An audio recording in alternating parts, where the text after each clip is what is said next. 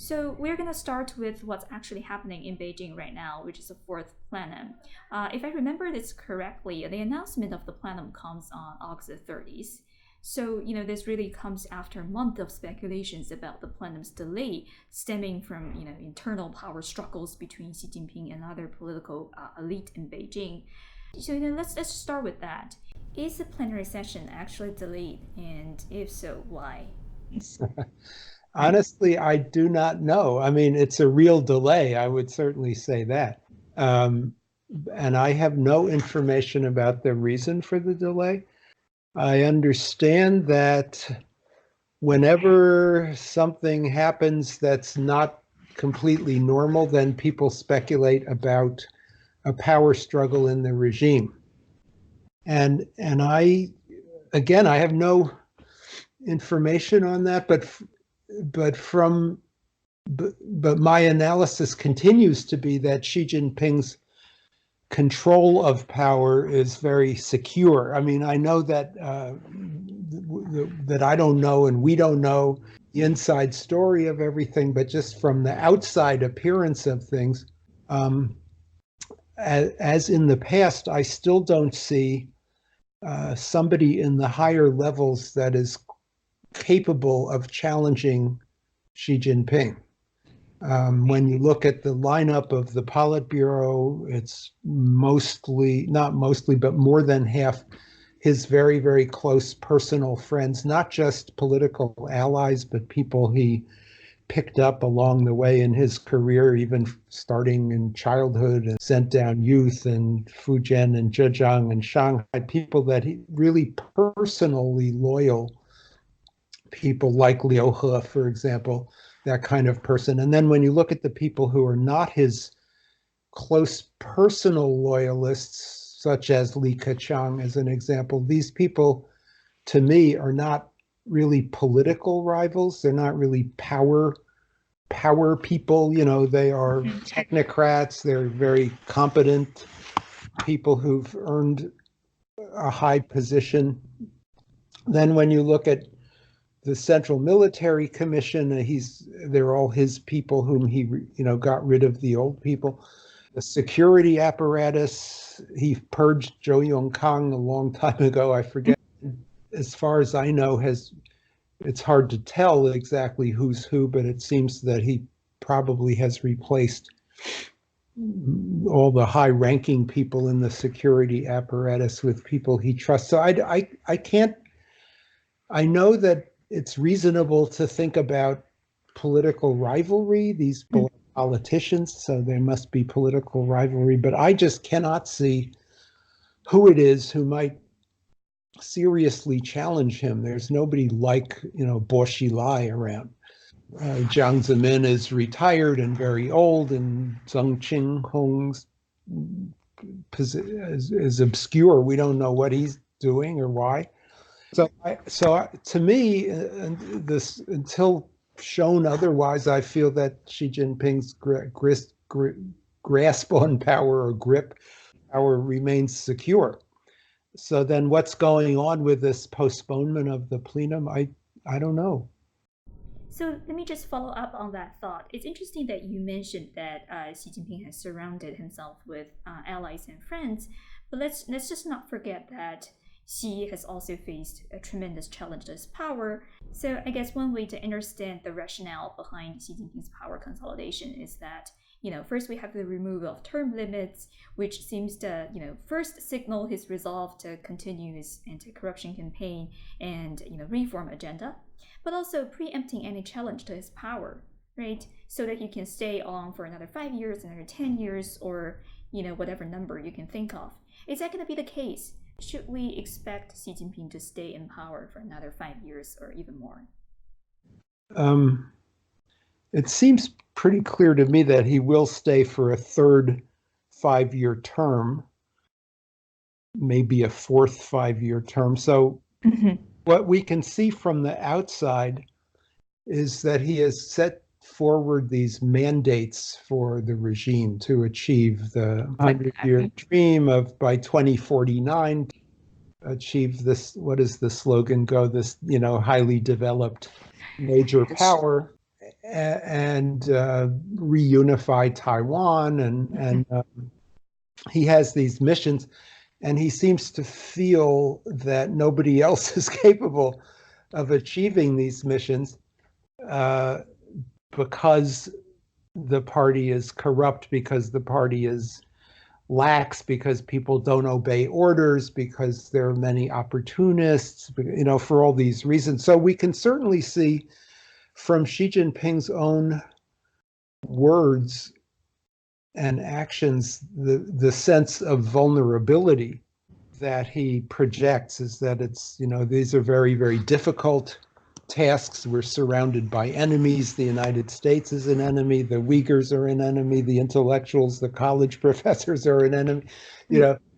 Taiwan, the people in Hong Kong, there's a lot of enemies and a lot of risk. And even he doesn't trust the sort of Hong二代, sort of marginalize those people because they are corrupt. He doesn't trust he doesn't use the term Toji Funza, but I think he feels that a lot of members who've joined the party are joining the party not for the great sort of Chushin, but for, selfish reasons. So you can see that he feels, so on the one hand, I'm saying his power is consolidated. On the other hand, I'm saying that he feels that the regime as such, with him at the core of it, faces many challenges and is vulnerable. So then, in that frame of mind, it seems that he feels that he can't accomplish the target in 10 years. But it wouldn't be for me to understand whether he thinks 15 years is enough or 20 years is enough. I have no idea what he thinks about that. But I do not think that a smart guy like him would want to end up like Mao Zedong, being, dying in bed and being paralyzed and still being the number one leader. That would really be stupid. It seems to me that he needs to hand over power at some point, 20 years, sometime. Yeah. Right. It's interesting because, if you talk to intellectuals from China, they usually complain about the lack of space for free expression under Xi's term. And if you talk to businessmen from China, they talk about the tighter control the government has over their businesses and their personal lives. So it's just important for us to gauge how long this is going to last and to what direction this is going to change, if at all. Well, first of all, I cannot visit China, as you know, but I don't think that the sense of that, I think desperation is kind of a strong word, that is a feeling that is among certain people, some liberal people, college professors with liberal ideas, and maybe some of the private entrepreneurs who are businesses in trouble. But I think a lot of people in China don't feel a sense of desperation. Some people feel kind of irritated that their WeChat account can be closed down. A lot of people feel pretty proud that, I think there's a lot of people who think, look, China was not respected for a long time, and now we are respected, and I can buy a plane ticket and go to New York and go to Fifth Avenue and buy Vuitton, and I'll be treated very well, and the hotels of all hired personnel who speak Chinese. There's a lot to be proud of. And then in that connection, you would be worried, are the Americans going to hurt us? Are the Hong Kong people ungrateful? The economy is slowing down. Is that, prices go up? Is that going to hurt me? There's people that are worried and anxious, which is pretty common. I mean, in the United States, people are worried and anxious. In Britain and France, in Germany, everybody's worried and anxious. I don't know that that's fatal. On the economy, the slowdown of the economy is, I think, a natural process, that this economy has grown so fast for such a long time and it can't continue forever. And I agree that it's a big challenge for the government to manage that. But I'm not an economist, so I don't know how what their actual rate of growth is or how they're going to manage that problem. But it's, again, not necessarily fatal. It could be if you have a gigantic economic crisis. Right. That would be very, very dangerous. But I'm not sure that they're going to have a gigantic economic. They have a slowdown. Everybody else has a slowdown too in the world. 以上就是本期节目的内容。本节目是华尔街电视华尔街专访栏目对美国知名汉学家、哥伦比亚大学政治系教授黎安友独家专访第一期。在系列专访中，黎安友教授分享了他对习近平个人与中国体制的安全与危机的分析，对川普性格与执政风格的评价，对香港与台湾前途命运的预测，以及对重构美国对华政策的建议与思考。在首期节目中，我们从四中全会谈起。黎安友教授认为，虽然本次全会距离上次已经超过20个月，间隔时间超过惯例，但如果将此解读为习近平权力受到挑战、党内矛盾加剧的信号，恐怕并不符合事实。他指出，在中国共产党高度程式化、流程化的决策体系下，任何与惯例有所不符的事件都可能被夸张解读为党内斗争，这次便是一例。他特别强调，至少从外部信号来看，习近平的权力仍然安全稳固，不论是政治局、中央军委还是公安系统，习近平已经完成亲信入驻、更换要职，而现在各党政系统中均已是习家人马。黎安友特别强调，这些人马不仅仅是习近平的政治盟友，而且多是从少年青年时代就与他一同成长的发小相识，或者是在福建、浙江与他共事的旧部密友，对习近平个人有很高的忠诚度。可能对习近平造成挑战的江曾时代的元老，现在多已衰老淡出，所能集结的政治力量也相对有限。而现任高级干部中，与习近平关系相对疏远的李克强等人，多为技术官僚，难以形成对习近平造成挟制的政治力量。这是否意味着习近平权力非常巩固、牢不可破呢？黎安友教授认为，尽管习近平在党内高层的地位没有受到实质性的挑战，但是以习近平为核心还有最高象征的中国共产党政权，却面临着内部外部一系列潜在的风险和隐患。从这个角度讲，习近平不但面临危险，甚至危机四伏。而黎安友教授指出，这种潜在的不安，连同习近平对于改造中国共产党还有中国的雄心，共同塑造了他的矛盾性格。